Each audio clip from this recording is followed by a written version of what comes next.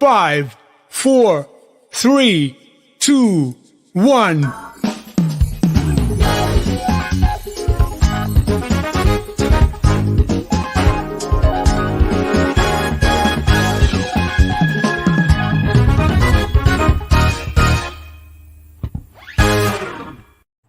Hello, everyone. Welcome back to the Gringo Show. So glad to have you back with us tonight. No, it's not our Independence Day. You don't have to go out and wait online at your local Taco Bell, drink Corona, and sing with mariachi, yell ole, get shots of super sugary tequila shit that the mariachi pours into your mouth. And you think, wow, Mexicans don't use shot glasses. Stuff your mouth with food we actually don't eat here in Mexico, like American cheese and iceberg lettuce and a soft flour tortilla. Then go home, text your ex, and have regrettable sex, and then wake up the next morning and you probably have to shit due to all that cheese you ate and think, boy, Mexican food and tequila is dangerous. Cinco de Mayo special. That's right. We're going to spend a lot of this episode talking about why Americans celebrate this Mexican holiday that is not really celebrated in Mexico. The origins of it, all the way to we have a way for you to experience this American phenomenon if you are here in the Ciudad de Mexico. We also have some things to cover, developments in the Salgado Macedonio case, Oscars, and continuing coverage of the upcoming 2021 Mexican election. So we have a lot going on. Definitely continue with us. We have a great show. Cinco de Mayo is coming up next Wednesday. For those of you watching that don't speak Spanish, Cinco means 5. And mayo doesn't mean the delicious white, creamy, spreadable, fatty deliciousness made with eggs and vinegar that you can find in many flavors like this one, Q-Pie Mayo, short for cutie pie mayo. Did you ever call a ham and cheese sandwich cutie pie? Try it. And don't be tricked by a ramekin of mayo disguised as the fancy aioli, which is just olive oil instead of canola. I know you're just a fresa mamon mayonnaise, aioli. So no, Cinco de Mayo is not the 5th mayonnaise. Mayo means May, the 5th month of the year, and Cinco de Mayo means the 5th of May, just in case you were confused. It's kind of like when I would get on the phone and say to my dad, like, hola, papa, and he's like, what are you talking about, son? You know I don't speak Mexican. I don't speak this hola, that mumbo jumbo, blah, blah, blah. But now that we are in pandemic, and now that over 40% of the total U.S. population has gotten vaccinated, some Americans want to travel and, of course, come to Mexico to get the real and authentic Cinco de Mayo experience.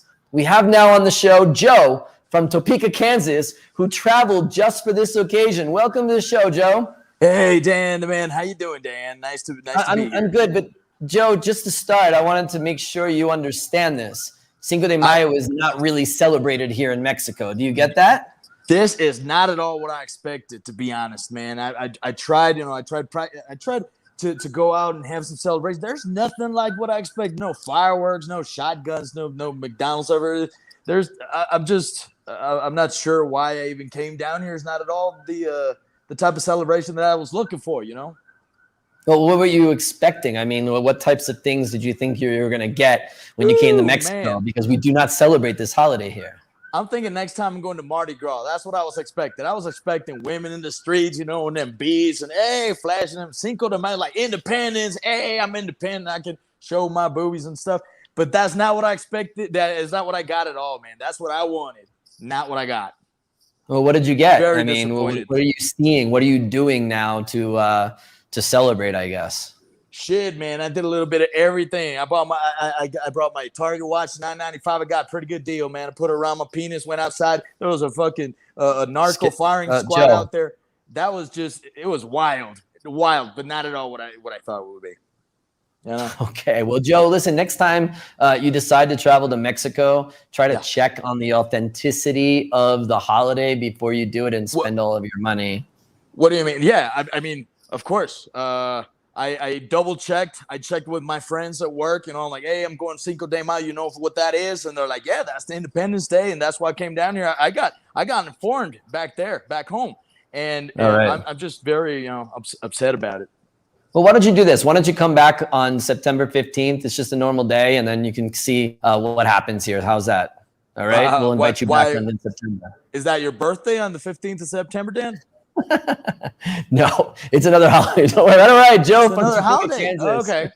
I'll come back here, man. I'll call you, and then we'll go celebrate on the 15th of September. Totally. All right, Joe from Topeka, Kansas, thank you so much for joining us.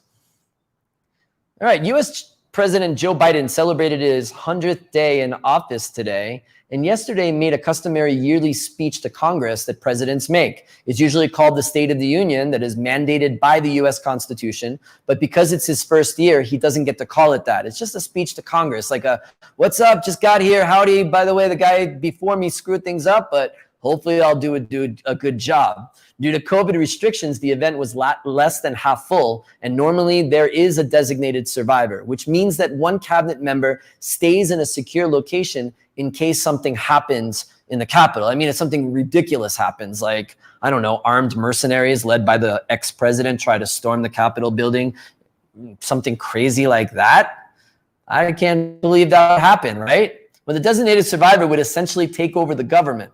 The president usually selects the least significant cabinet member or one of the other. I don't know how it works, but it's like, hey, agriculture, what are you, a farmer or something? You stay home and we'll all go to the party kind of thing. But the president spoke in detail about a $2.8 trillion proposal to fix the country's roads, bridges, airports, expand fast internet to rural communities, power plants, and create a lot of jobs. He also announced a $1.8 trillion initiative to greatly expand the government to support lower and middle class families. This includes free community college and preschool, paid family leave, which, by the way, the United States does not provide at this time, and free childcare, among other initiatives. This is $4.6 trillion in new spending on top of the $1.9 trillion already approved in COVID relief bill. Now, if you're asking what is trillion, well, in Spanish, million is millón, which is how much money you need in order to date the fine woman of Mexico's leading Catholic universities. Billion in Spanish is mil millón, otherwise known as what you can find underneath the seat of Carlos Slim's car. Lucky valet parking attendants, look, I found $1 million underneath. And trillion, which is the 1 trillion or the $5.9 trillion in his initiatives, is billones. And that was like, crap, Americans are spending all of this money again. What are we going to call this? We'll call it billones. So it's a little confusing. But the start of the speech was historic because behind the podium were two women for the first time in history. Anyway, thank you all. Madam Speaker, Madam Vice President.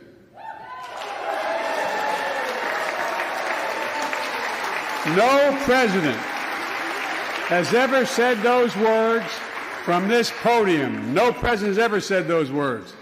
Yeah, what a momentous occasion, having the Speaker of the House and the Vice President as women. Has never happened before. And Biden gave the Speaker of the House and the Vice President fist bumps because I guess COVID doesn't live on knuckles, right? It lives in the palm of your hand. I mean, like using an elbow covered with my shirt, that makes sense. But I don't understand the fist bump in lieu of the handshake, right? Like in my palm COVID, on my knuckles not COVID, don't get it. And here in Mexico, I'm sorry, I don't care if it's your sister. I don't want to kiss her. It's just always like being in the Matrix when greeting someone, be like, hey, whoa. Many Americans received the speech warmly, maybe except for our good friend of Mexico, Ted Cruz. Remember the guy who during a deadly snowstorm in Texas headed to Cancun? Yeah, he took a little siesta during the speech, probably because he stayed up watching the Netflix hit, ¿Quién mató a Sarah? I don't know which one. I think the girl on the left is the one I don't know. Included in Biden's proposal is tuition support for Dreamers and a promise to overhaul the nation's immigration system. And by the way, I have one favor to ask Mr. Biden. Do you think you can reserve like $10 billion, like less than 1% of the entire package, and offer it to AMLO for the canceled airport? Maybe he'll take it. Be like, hey, AMLO, I got this money. Continue to build the old airport. Maybe he won't, but at least you can offer it. Just asking for a friend. Mexican Chancellor Marcelo Ebrard caused a storm of controversy on Twitter this morning after tweeting something in Russian. And everybody was like, oh my God, what did he say? Is there a realignment? Will Mexico be annexed by Russia? Will there be secret codes like in the Cold War James Bond thriller? Well, if you just click on translate, it basically says, thank you for all the attention you have shown me during my visit to Moscow. Thank you very much. I hope to be back soon. So nothing here to report, niet. Although I hear tacos rusos are replacing gringas. I'm not going to tell you the secret recipe, but I hear the tortilla is made out of a potato. Just what I've heard. As of now, and it seems like it's happening every year, 3 Mexican filmmakers took home Oscars this past Sunday. Jaime Baschet, Michelle Cotelon, and Carlos Cortez were the winners of the Outstanding Job in the Sound Department for the film Sound of Metal. And I gotta say, go Mexico. And according to Trump, Mexico is bringing its Roberts, rapists, and Oscar winners, Mr. Trump. Like some woman in Hollywood was like, oh my God, they're taking over Hollywood. They're gonna call it Mexicood one day. Tough crowd here today, guys. Come on. Thank you. Let's now go over to our continuing coverage of Mexico Votes 2021.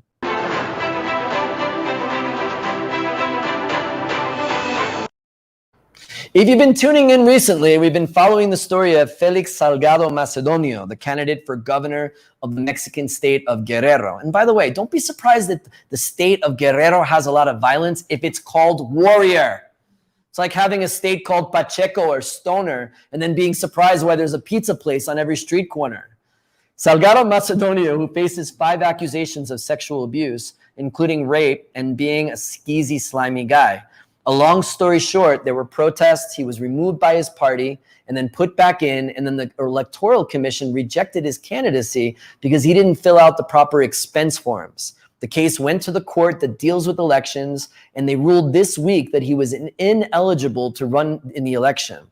This ruling has nothing to do with the rape allegations. However, it's really important because it rejects the notion that a politician is untouchable and unaccountable for the rule of law, especially if he or she is a member of the ruling party.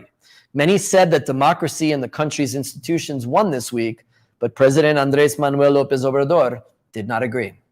Es un golpe a la democracia. Now, rumor is that Salgado Macedonio's daughter may be nominated to take her father's place as the Morena candidate for governor. Let's see what happens. But on a lighter note, a candidate for Congress from the south of Mexico City decided to take a different approach to his campaign. Alfredo Adame, an actor who appeared in many films and on telenovelas, such as my favorite, Lo que la vida me robó, or Como dice el dicho.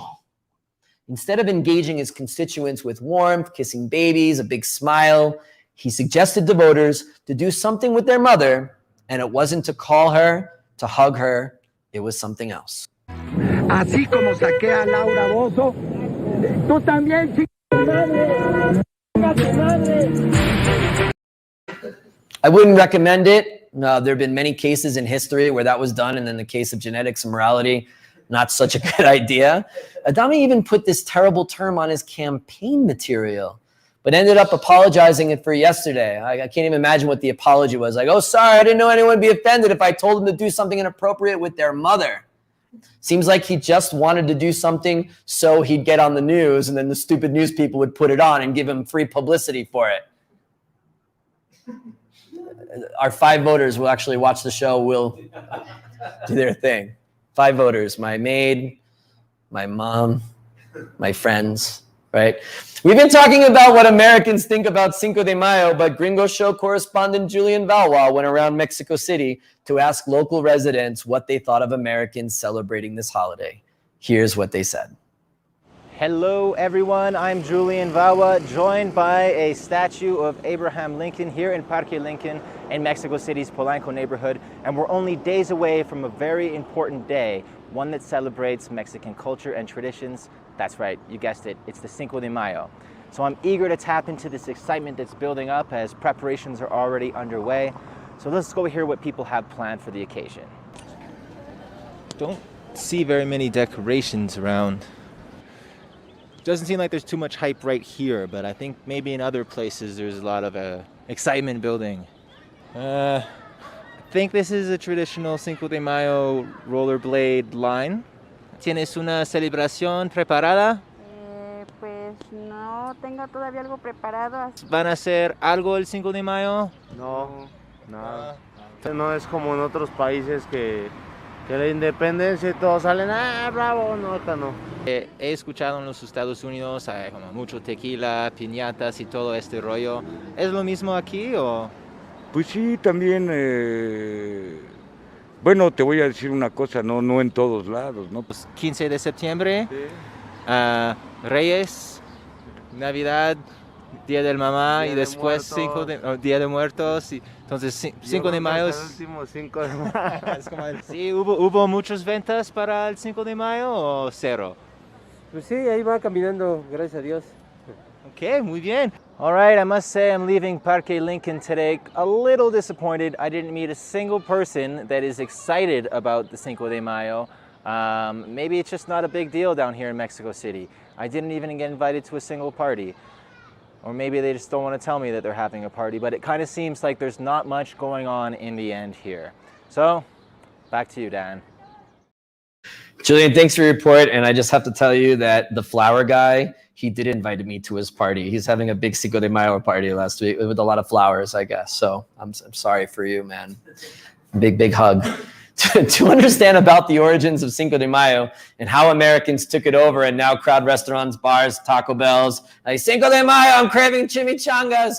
We'd like to welcome to the show Professor of Latin American History and Chair of the History Department at Vanderbilt University in Nashville, Tennessee, Edward Wright-Rios. Dr. Wright-Rios, thank you so much for joining us. Hey, nice to see you. Thanks. I hope you're enjoying the show so far and listening to this crazy mockery about Cinco de Mayo. Just explain to us how Cinco de Mayo became a thing in the U.S. and actually what Cinco de Mayo is. Well, I mean, of course, Cinco de Mayo it's the famous Battle of Puebla, right, in 1862. But nobody in the United States knows that.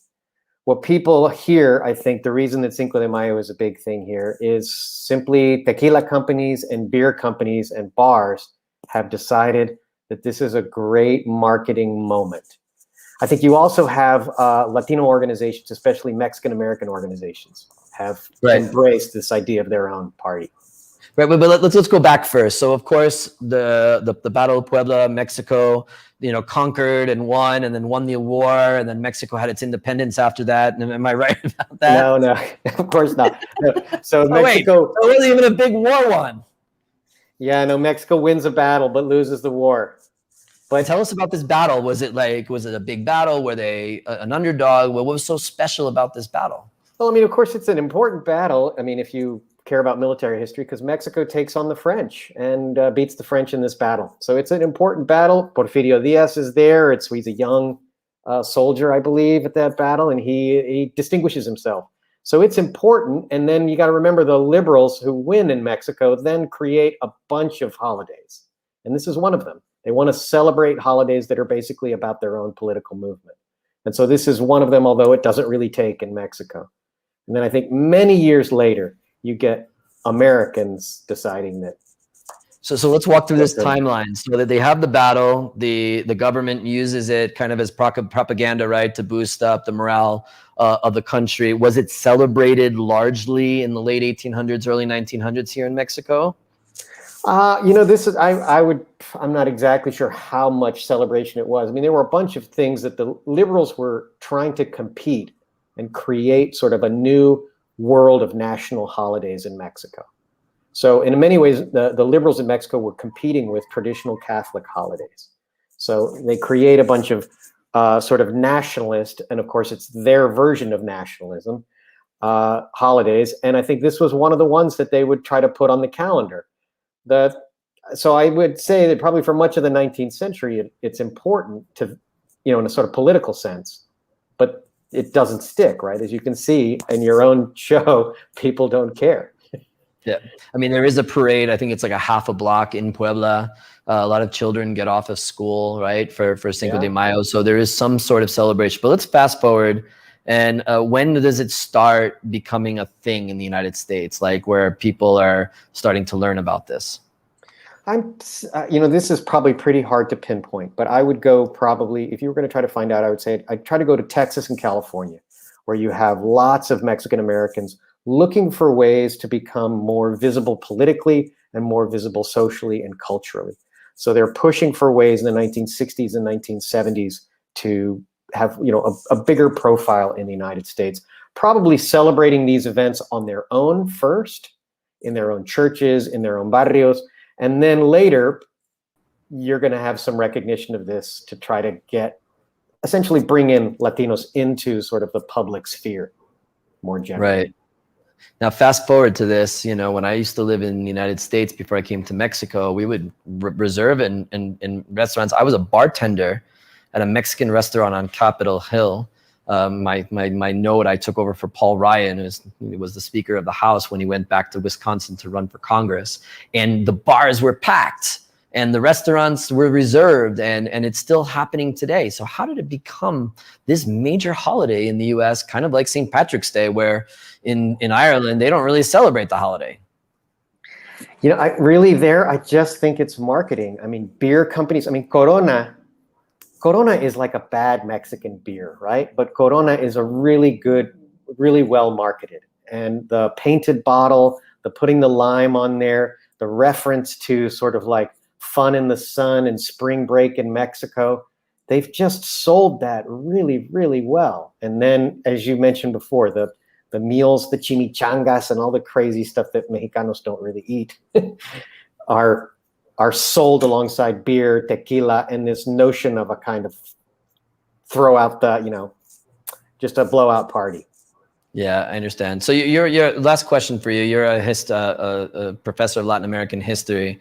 How do you feel of knowing so much about history and about what the Cinco de Mayo battle is, and watching this holiday celebrated in the US? Is it okay because it promotes Mexican culture and helps some of the Mexican restaurants, or is this kind of a farce and should be banned? Well, I don't think it should be banned, but I don't even care, right? I mean, I don't notice it. I mean, there's so many other things that, you know, there's so many other celebrations now. I think Americans actually like a lot of Mexican culture. I mean, I think things like Coco, the movie Coco, Day of the Dead is, I think, more and more popular in the United States. I did read recently about President Gerald Ford in 1976 trying to eat a tamale without taking off the husk because he had never heard of a tamal before. So I think, you know, Mexican culture is more and more prominent in the United States. Avocado and guacamole at the Super Bowl is now required almost. Salsa is more popular than ketchup. Yeah, So, ask any Mexican in Mexico City what they feel about a 350 peso piece of toast with avocado on it, right? That you can get in the US for $14. Great. Well, you know, one other thing, as a professor, we should go meet up someday and protest outside of Cinco de Mayo parties in Nashville to show our support for the real history instead of the alternate history that the US likes to make. or you should do a live show here at a bar. There you go. Yeah, I'd love to. Excellent. All right. Edward Wright-Rios, professor of Latin American history and chair of the history department at Vanderbilt University. Thank you so much for joining us tonight. All right. Good night. All right. So is all this Cinco de Mayo talk making you hungry and giving you cravings for authentic Tex-Mex food? Well, there's no better place to celebrate the holiday than at the damn Gringo. We go to Gringo's show correspondent Laila Garcia Mora with more on how you can commemorate that valiant Battle of Puebla, where Mexicans showed their bravery, valor against all the odds by sticking a big fat burrito in your mouth next week. Laila? Hey Dan! Well, this time I decided to come inside the Pinche Gringo kitchen to show you our delicious Tex-Mex offer. Let's go see! To celebrate this not-so-Mexican festivity, we went fully Tex-Mex with a menu that does not represent Mexico at all, but it's totally worth it. The meat of the month is the Diablo rib, smoked and dipped in a tres chile sauce. You definitely have to try them. To share with your friends and family, you can get our Tex-Mex plate, prepared with the best ingredients and a totally new approach for our traditional brisket, carnita asada. This plate has a little bit of everything: Diablo ribs, Texan sausage, brisket fajitas, bell peppers, portobello. Yes, we have tortillas at Pinche Gringo.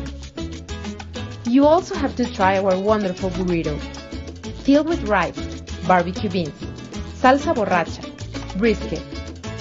We're gonna have the Tex-Mex menu available starting tomorrow and until May 5th.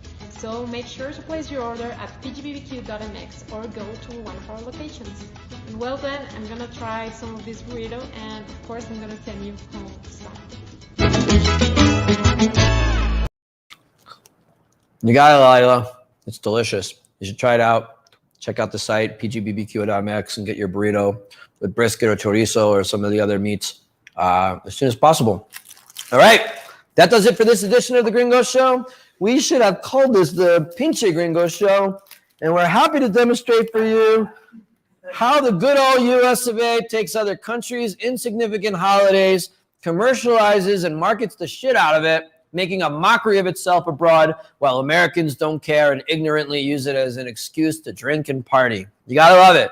If you like this show and weren't offended by it, that's okay. I'm sure we're gonna get a comment from Jane from Denver.